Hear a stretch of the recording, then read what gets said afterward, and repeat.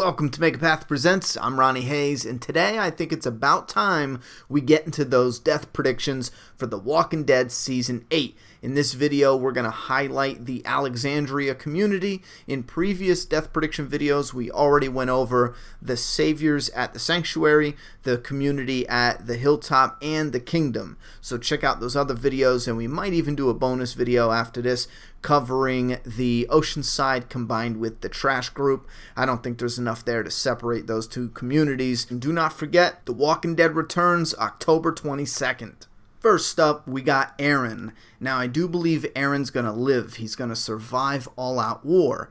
I do want to come back and talk a little bit about why I think he's going to survive all-out war when we get to Eric, because I believe these two characters and their connected storyline with their relationship on the show weighs heavily on my determination on whether or not Aaron's going to survive. And again, we'll get to that when we get to Eric. However, I also think it's an awesome idea to keep an original connection to Alexandria. And since Aaron was one of the main characters, if not the main character, bringing our group to Alexandria, remember, it was Aaron and Eric, but Aaron gets more of the light because Eric got injured and he was held up in a thing. Aaron was the one dealing with them in the barn. He got punched in the face by Rick Grimes. He had a lot more going on in bringing our group to Alexandria, so it would be a nice connection having Aaron as an original member of Alexandria left alive for as long as possible, as long as the story was still good alongside that. Carl's next, and that's a firm hells no for a number of reasons. Not only is it a big deal to the main character, Rick Grimes, whether or not his son lives or dies, but Carl is a potential heir to the storyline. If they ever decide to go in that direction, handing the lead spot down to the main character's son, it's kind of like a kingdom going to the prince, you know what I'm saying? So it makes sense to keep the son there simply for backup if that's the direction you want to go long term, but it's also because of the story. It's just not right. You have Rick Grimes in all-out war. He is fighting to defeat Negan for his people, for his family, and if one of his main family, like Carl or Judith, dies in this war, it could seriously cripple this leader they have going into the war. So basically, Carl's death, although it would be insane and out of nowhere and shocking and ballsy as hell, it would seriously conflict with the storyline that they're telling during this season. So I highly doubt he's going to die at all this season or the next. Next up, Daryl. And you guys got to give me a couple minutes because this is probably one of the trickiest death predictions to make this season. Before I even get into that, as a TV-only fan of the world of The Walking Dead, and as a Norman Reedus fan, I was a Norman Reedus fan 10 years before The Walking Dead even aired. A lot of people started the show and they were like, who's this redneck? I knew immediately. I'm like, there's my guy from Boondock Saints. So immediately, I loved Daryl Dixon. There was that connection. So as a TV-only fan, I love Daryl. I love watching the reruns, and Norman Reedus plays him just perfectly. There is some problems I have as a fan later on. This isn't about critiquing it, but the point is, I love him. I don't want him to go anywhere. However, the comic fan inside me sometimes wants Daryl to kind of sidestep into the background a little bit, so some of these newer comic characters can get some shine, especially characters that I want to buddy up next to Rick Grimes, like Abraham. There was so many times where I wanted Daryl to step aside and let Tyrese have some type of connection to Rick Grimes before Tyrese's death. Same thing with Abraham. Get Daryl Dixon to step aside a little bit. And again, that's the comic fan inside me. So it's easy for a comic fan to say now is the perfect time, especially since you look at the storyline that Daryl has been building up to. Story-wise, it's looking better and better for his story to come to an end this season. Think about it. In season 1, he started out on the outside. His brother and him were the black sheep of the gang. And in season 2, he still wasn't even in the gang all the way. He was almost on the outside, but he was working his way in. And he became a part of the group. By season 3, he was like family. And he even told Rick before going after his brother that he wants Rick to keep the prison safe because you are family too. Which this kicked off Daryl's first big loss, where the governor kills his brother. And then in season 4, not only has he made it inside the gang, they are like family, and the people living there, the community at the prison, love and respect Daryl Dixon. Not just his family members now, his new family, but also the people he's finding outside, lives he saves. They now look up to him as a leader. Isn't he on the council too? And it all gets taken away with another massive loss, which is Herschel dying. Then he has Herschel's daughter he has to take care of, and it was rocky at first, but he actually builds this tremendously awesome and strong bond with this little girl as he protects her and becomes like a best friend, so to speak, to her. Survivor buddies, you know? She gets taken away in season 4, and then Daryl almost gives his life to save Rick Grimes and his family and Michonne, or at least he tries to. And in season 5, Beth dies. There's another hard-hitting blow. And finally, by the time they make it to Alexandria, Daryl did a full circle, and he's back to being on the outside. He's the stray cat now, still on the outside within this community. This community is almost untouched and untainted. So Daryl is like joining the world again. It's back to where he's just a redneck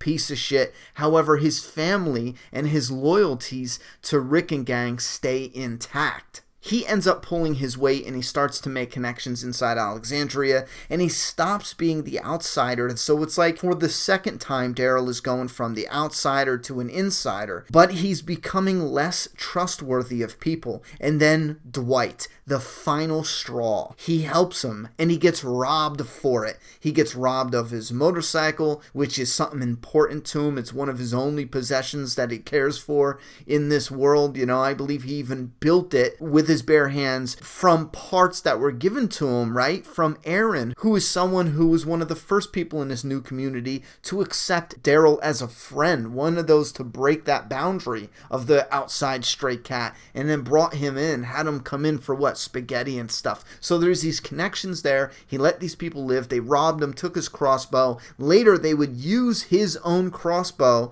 to kill Denise. She dies at the hands of the man Daryl should have killed, and that is all he sees when he looks at Dwight. Someone who should be dead. From this point on, he's in kill mode, even after Negan beats Abraham and Glenn to death, and then they take Daryl, and Daryl sees firsthand the horrors of living at the sanctuary and what it's like. Just look back at the real meaning of why Daryl killed Joey, what made him snap, and what he said. It's not about surviving here. That's not at all what it's about. It's a lie. It's about getting it all, and Daryl got it all. Well, except for his sandwich. That fell on the ground, so Daryl probably didn't want that anymore. Anyway, so Daryl is now in kill mode. He is to the extreme, even saying he's gonna kill somebody who he just aligned with. And that is regardless of whether Dwight helps or not. In Daryl's words, I don't care if he's sorry. At the end of this, no matter what happens, this is what he's saying, no matter what happens, no matter if Dwight helps them defeat Negan or not, Daryl will kill him. His loyalty to his people is unbreakable, and his bloodthirst for revenge is unquenchable. So does this mean he will die saving his family? Maybe he'll die saving or helping Maggie. Will he die at the hands of Negan? This I wonder about even more, especially since they built up this cat and mouse connection between Daryl and Negan. Normally, I would say Daryl's death is looking very possible for season 8, almost definitely.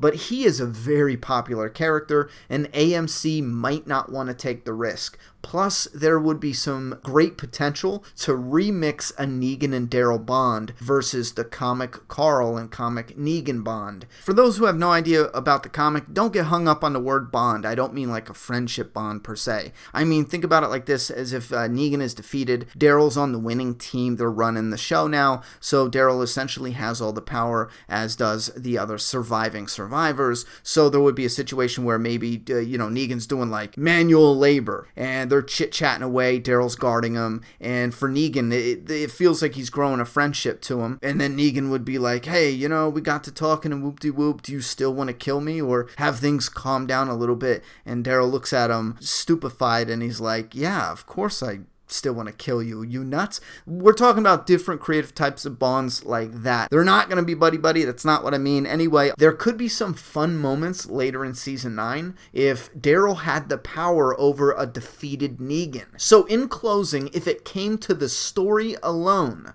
I would put my money on Daryl's death in All Out War. Daryl would die in season 8 if it came to the story alone. But factoring everything in as a whole, his popularity as a character, his bond with the cast and crew, I mean, that is like a family. He's one of those characters, one of those very few now that has been there constantly since the beginning. So my final vote may seem like it's split in the middle. I think there's plenty of room here for debate, but I'm just going to have to say, I don't think they're going to kill him. I don't think they're going to take that risk. As much as I think the story might demand it in a way, it might scream for it in a way. However, I just don't see that happening. But this is one character I would love to hear your thoughts and opinions on, so leave those down in that comment box, and let's move over to Eric. He is an important supporting character. He supports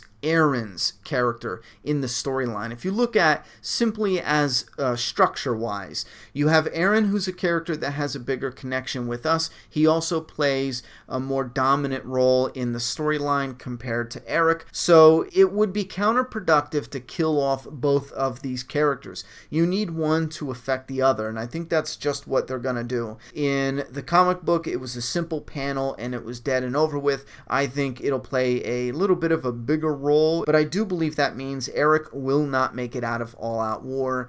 His death will be used to affect Aaron's character, hence supporting the character structure-wise by giving him a tragedy this season, giving him something more to overcome. Next up, we got Francine. Now, I want to say her death is coming this season simply based off this being a war season, and we need some faces that we recognize to die to give us that real impact. However, we also need faces we know to die in season 9 for something that's really big that will happen based off of the comic book. So with that being said, it's either she dies in season 8 during All Out War, or she dies in season 9. I would have to say I'm not at all certain which one it's gonna be, but sadly her days are numbered, either season 8 or season 9 for sure. Next up, we got Father Gabriel, and it's absolutely possible he'll die in season 8. Some may say it's very likely, but I am placing my bet on season 9. I gotta stick with the comic book on this one. Next up, we got Heath. This is a hell no. Scott Gimple came out and said there's going to be a slim chance we even see Heath. He will definitely come back, but there's a slim chance we're going to see him come back in season 8. Now, that might be a mislead on his part. He might say that so that way it's more shocking when he does pop up, but I think it would be a waste if he pops up and gets killed quickly thereafter. We need to build a connection with him. And if we don't, if he does pop up and dies, I have a feeling that's with the actor and a choice he wanted to make not coming back onto the show. A lot of fans in whole want him to come back and have an interesting storyline, and I think it would just be a total waste, structure-wise, to just bring him back and kill him off. Next up, we got Judith. Now, there's a potential for an interesting comic remix. We had a battle that happened in the comic book where Lori was running out of the prison, and a character named Lily, on orders from the governor, shot Lori in the back. The bullet blew through her body, killing the child she was holding, which was baby Judith. A lot of fans are thinking they saved Judith from that prison arc. They got us thinking she's going to live no matter what, only to crush our souls by killing her in a remixed way. This would mean that, let's say, Tara, for example, is running away, grabs Judy during one of the battles, and a bullet from one of Negan's men, maybe Simon, hits her in her back, and it explodes through her body, killing the baby she's running with, and one of the end images Rick sees when they fall to the ground would be dead Judith's hand poking up out from under Tara's dead body. This is definitely a possibility. I only picked Tara because I think it would be ironic that one of the lasting characters from the Governor storyline would be the one to die in this Governor / Negan remix sort of way. And I mean Governor story arc, Negan story arc, remix sort of way. Think about that. That would be crazy. That seems like something Scott Gimple would do as far as connecting those two worlds. You know what I'm saying? Those two elements in the storyline. As interesting as that is, I'm going to have to say I don't see them killing the baby. So I do kind of really love that theory, but I'm going to have to say a no. Judith will survive, and we will see an older Judith in season 9. Just a couple years older, though. Next up, we got Mikey. No, he will not die because he's missing. I have no clue what's going on with Mikey, and I think too much time has passed by. The actor was young. He's got to be aged somewhat, and I think it would be out of place. With Carl, we can see him throughout every other episode here and there, so it's not as dramatic. But if you have Mikey leave for, a whole season now, if he just shows up, I think it would be out of place. So I think they might just leave him missing. Next up, we got Michonne, and that's a quick, swift hells no. Her story will last throughout the war. A lot has to do with them winning this successfully with not a huge amount of casualties with the main cast. We need this to be successful. We can have a few here or there, definitely. I think there's going to be one gut-wrenching death, one major gut-wrenching death this season. Michonne needs to carry on a life story-wise with Rick afterwards. And next up, that leaves us with Rick. Hell no, he needs to be the leader to see us through this. Like I said before, I don't think any leaders should die in this battle. A leader or two should die in the next one to come. I think this one should be the big victory and the big reward for us fans, but later on we'll get leader deaths. So Rick needs to live. Next up, Rosita. A lot of fans think she's gonna continue on with her comic storyline into an important role that happens in season 9, or that should happen if they do the new beginning in season 9, and I will have to agree. I think Rosita, although she is gung-ho to get herself killed, I think they're doing something purposefully in this storyline, and I'm only 80% she's gonna live. I'm 20% thinking, yes, she will sacrifice herself for the greater good in season 8, and she will not make it out. She will die in season 8. Next up, we got Scott, and I just feel like his death is most likely a possibility. I'm going with a yes. Again, this is a war. Not only do we need characters we know, but we need faces we recognize as some of those background characters or side characters. We need to see the death and who's dying. Sorry, Scott, if they don't get you an all-out war, they're going to have to put your head on a spike. Next up, we got Tara, and I just talked about an interesting death theory with her and Judith. I'm actually rooting for this character to make a very awesome exit during the war, and I think she would be a fantastic choice for a painful casualty, a painful reminder of the brutality of war and the loss that can come from war. Because she is joking and goofy and, fun and happy and wants to help people, and I think that would really hit the fan base in the gut. Even fans that didn't like her, I think they would feel that death, you know what I mean? Because this isn't a character that deserves dying on a bloody battlefield. But since we are going into battle, and I am predicting that her time is up, I think it should happen in a way that parallels the attack that the governor did on the camp. She lost everything in season 4, and then her motivation became helping Glenn get to his wife Maggie. And once she did that, she became a part of the group. And then she fell in love with Denise at Alexandria, and she was killed by Dwight. I just feel like now is the time, and it's the right time for her character to go out. Next up, we got Tobin, and I think this is a character that falls around a familiar face needs to fall during the war. However, this character is pretty interesting because he has that connection with Carol. Now, they kind of just left it open-ended when she bounced and left the group. However, she's back now. She was at Alexandria fighting, so I would imagine they would have some type of scene together, And he is a big guy. If he was going to go out in the war, or at least he seems like a big guy. He was on the construction crew and all that. But he also seems like a teddy bear kind of guy, not like this mean beast, So if he was going to go out, it would be pretty epic if he went out in a big way, like some hand-to-hand combat. that just laying bastards down in the middle of a war. That would be pretty badass. Now that I'm thinking about it, there's so many different crazy fan theories. I am surprised we didn't get a crazy fan theory where Carol broke his heart and he left and then met up with this, tribe out there that lived really messed up lives, and he eventually became Beta. That's not a theory I want at all to happen, but since we get a lot of different crazy theories, I'm actually surprised now that we haven't, because put a hood on him. Yeah, his face would kind of fit, and then him not wanting his mask removed, that would fit a little bit, but again, I don't want that at all. But yes, I do think it is also Tobin's time to go, and I know I'm saying there's going to be a lot of familiar faces that we know from these different communities. I know I'm saying they should die this season, but I think a big reason for that is they are going to be introducing new characters, new faces, and so for the fans that are worried about whether we're going to see or have enough familiar faces for season 9, we're not going to get into that. But for everyone who's worried, keep in mind, they are introducing new characters in this season, but also, once the time skip is over, they're going to reintroduce even more new faces, and we will likely get a full episode or maybe 2 or 3 where we get to know some of these new characters before we get them and the big reveal moment from issue 144 in the comic, just putting that out there. So don't get worried. We can have a lot of deaths. We can lose a lot of faces that we recognize in All Out War. We can lose most of them. They're casting new people, and they're going to cast new people in season 9. There will be plenty of heads and faces to use in the coming storyline. All right, so those are all my death predictions for the community at Alexandria. You guys let me know down in that comment box. If you disagree, feel free to let us know down below. Who do you think is going to live and who do you think is going to die? I'm done talking, so it's your turn.